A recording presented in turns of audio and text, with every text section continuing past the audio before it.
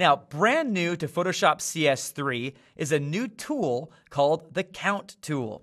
Underneath the Color Sampler tool is the Count tool. And this is a very simple tool, but it's actually pretty helpful.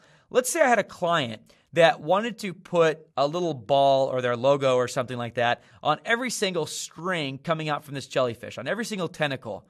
Well, I'm not sure how many there are, so I'm not sure how many pieces to make. So what I can do is just click every time I see a different tentacle.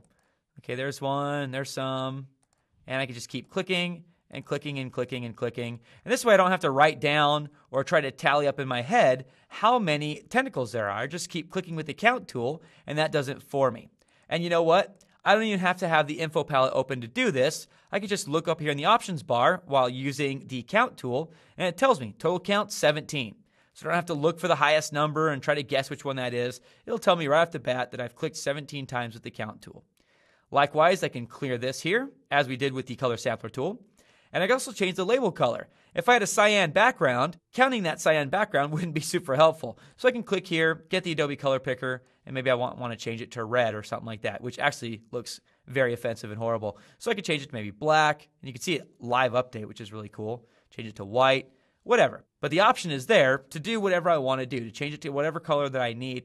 And so that's the new Count tool. And you'll see this all throughout Photoshop, especially Photoshop Extended, that they are really moving towards giving you more tools for measurement and control, especially under this analysis menu, which actually has some very sophisticated counting and data analysis features, which we're not going to get into in this training series, but just be aware that these tools are here in Photoshop, and you're going to start seeing more and more of them with increasing frequency because that's the direction that Photoshop is moving.